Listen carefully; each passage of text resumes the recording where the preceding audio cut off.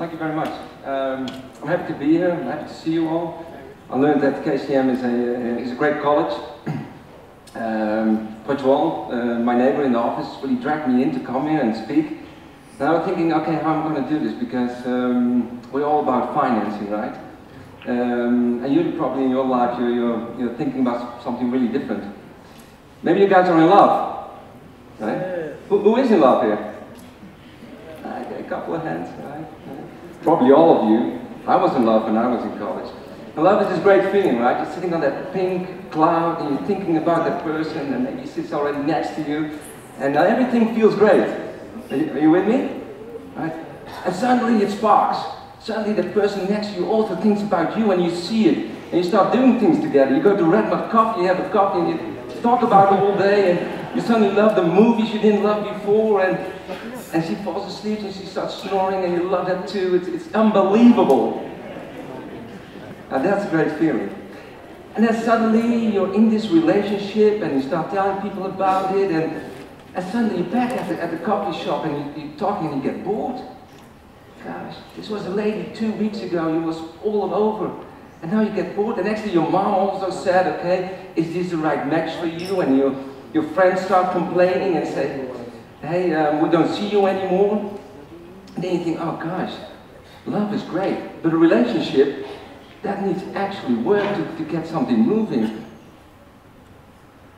Now, that, I think, is also happening with startups.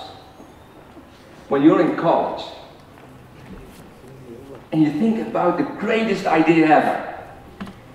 And I believe you're doing that. Because when you get inspired by portal bikes or by she's from Redmond, you think, oh, okay, I got this idea too. It's the greatest idea ever, and I'm not going to tell anybody about it. You're in love with your idea.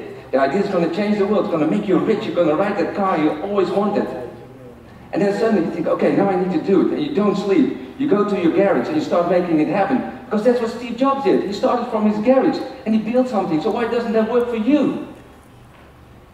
And then one month down the line, you build that first prototype. You didn't sleep and you build it, and it falls to pieces. A shitty thing. And all your friends said, this is going to work, this is the best idea ever. But everybody out, your circle of friends or family said, okay, I don't need it, I have something else. And then things starting to become really, really difficult. And then you think, yes, okay, maybe the timing is not right, there's elections coming up, the rain is very bad, traffic jams, the roads are not finished, it's not my time, right? And this, 7%. A couple of wise men here in Nepal have predicted that the economy is growing this year with 7%. That's amazing. We're here in Nepal, 7%. We've never seen that before. I didn't see it before. It's great, isn't it? Yeah. And why do you think that happened? Because there are a lot of entrepreneurs out here who stood up when the prototype fell to pieces and moved on. These entrepreneurs have been growing up. They've been in a serious relationship with their company.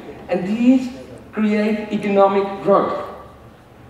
Not been the donors, probably not been the government. This is a result of stubborn, dedicated entrepreneurs. And here is one.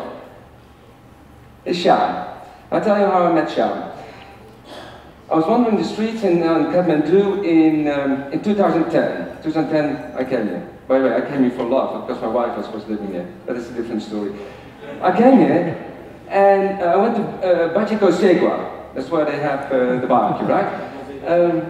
But back in a small room, there were sitting entrepreneurs. They called themselves entrepreneurs from Nepal. I hardly hear about them anymore, but they were there, sitting in a room, talking about business plans. Business plans that created jobs, and that would change education, electricity, infrastructure, that would change the nation. But they were sitting there and nobody knew about it. They wouldn't even tell their mom, because their mom said, no, go abroad, work for the government, find a job at an NGO. But these guys, they were there. And this guy, Shyam Badanyada, he took me to Beer Garage. And in Beer Garage, he had this small factory, a dairy. and it produces 2,000 liters of milk. And you need to lit a fire under a kettle to pasteurize milk. And he said to me, Willem, it's all very primitive, but I'm going to make the best dairy company in Nepal, the biggest, and you need to help me to get that from 2,000 liters to 10,000 liters. And everything was right about it, because people want to have milk, nutrition for the kids, and it would create a lot of income for farmers, because every additional 10 liters, 10, right, 10 liters from a cow would pay 15,000 rupees to a farmer, and that was good income. You can send your kids to a better school, or you can buy a second cow. So I said to Shyam, this is great, but what do you need from me? He said, Willem, I need capital and expertise. So I understood what my role was here. Capital and expertise. We were not going to give it, because we want to be equal partners. We're not going to give you money, we want to invest in it. And then I said, do you have a business plan? He said, no, Willem, but why would I need to? You are here, can't you see it? Yes, I said, I can see it, but I need to explain in the Netherlands to an investor that this is the best deal in town. So he made a deal with me, 7 chicken burgers for 1 business plan. So we had, in Café Chino, that wasn't there at the moment, we had 7 chicken burgers. We built a business plan. I went to the Netherlands and I told an investor in the Netherlands, this is the best deal in town. And he said to me, Willem, if that is true, I will invest in this company. And he made that investment. Now I learned that there is a lot of money out there. I didn't know that. There is millions, billions out there who want labeled impact investments. We want to invest in countries like Nepal.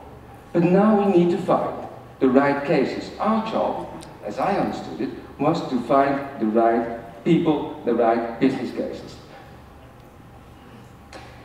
Second investment we did was in organic mountain flavor.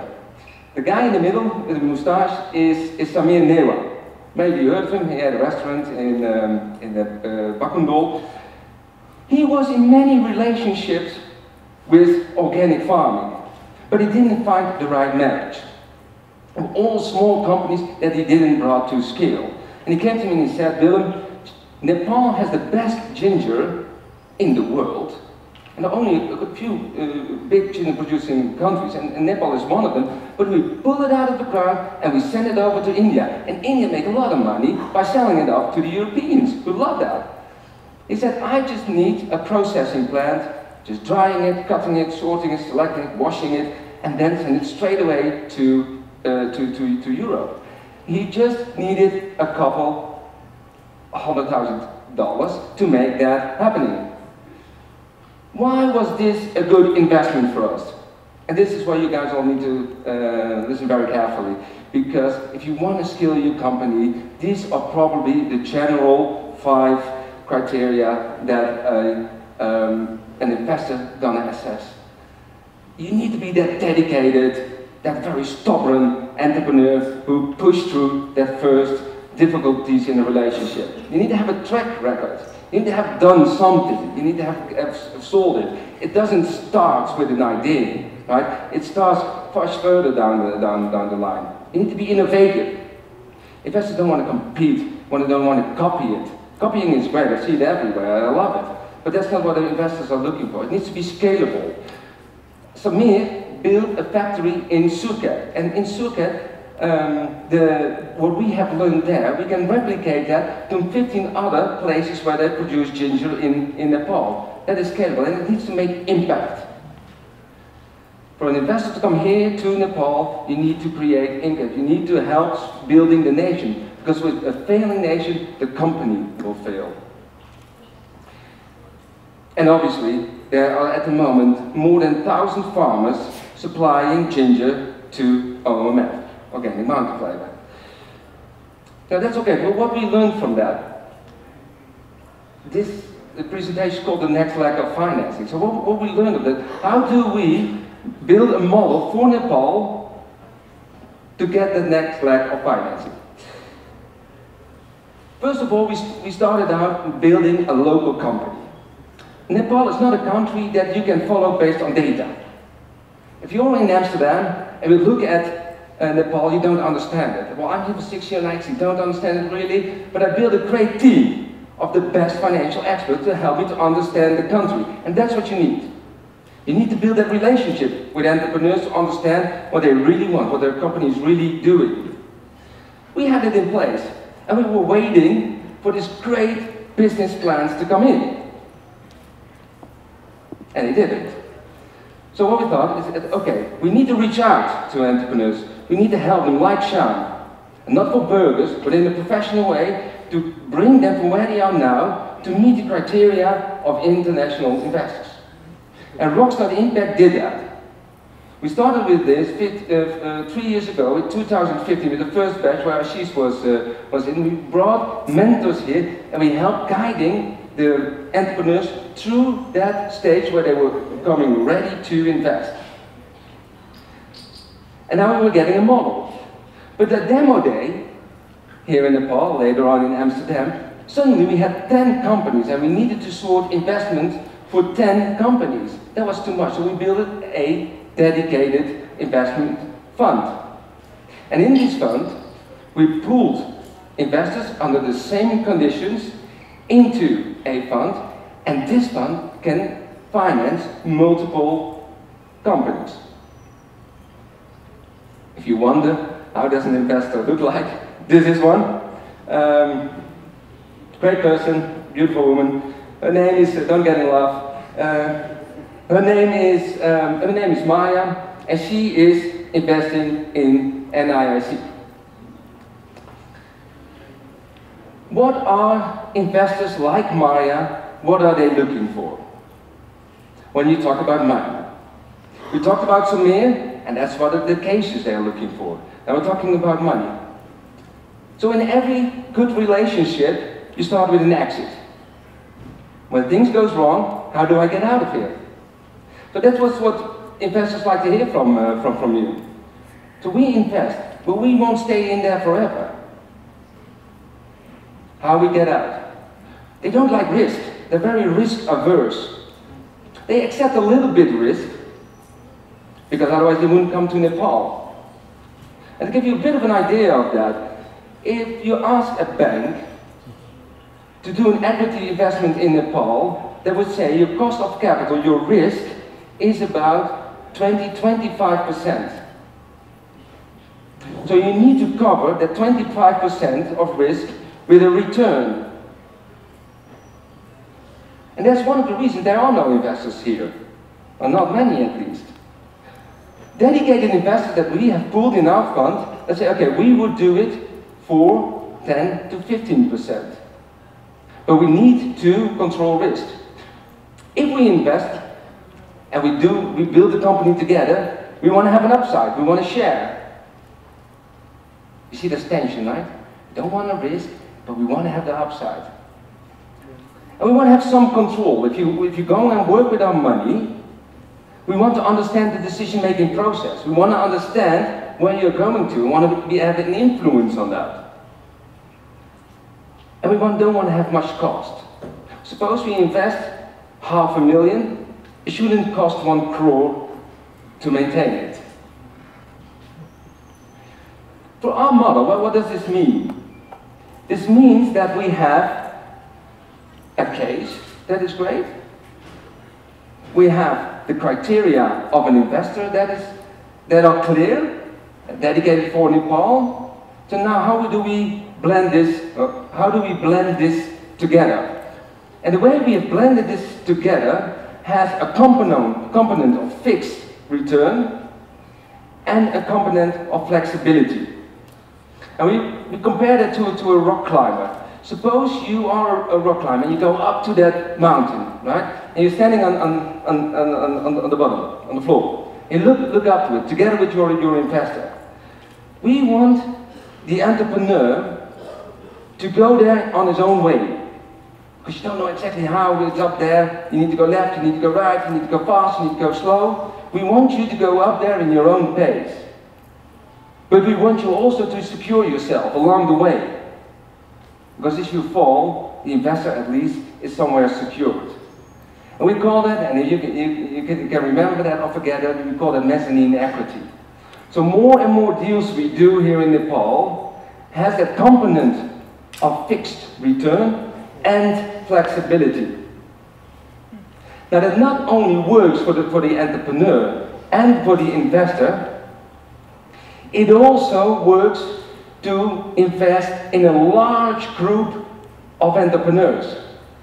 Let's call them for now the army of lovers. All these guys that have an idea, we want to make that idea happen. And not only for you, individually, but if you really want to change this country, you need to have that army. You need to be with a large group of entrepreneurs making that 7% go up to 14%. And you know you can do it. I know everybody here in the room who has an idea and put it into practice, and we get the right finance to it, we can make that a 14%.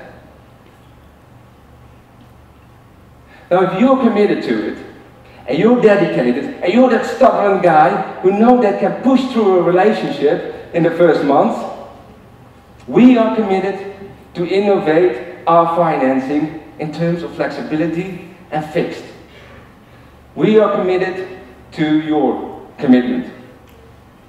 So if you have a partner, and you say, okay, I'm going to do this, and there's no time for love. Thank you.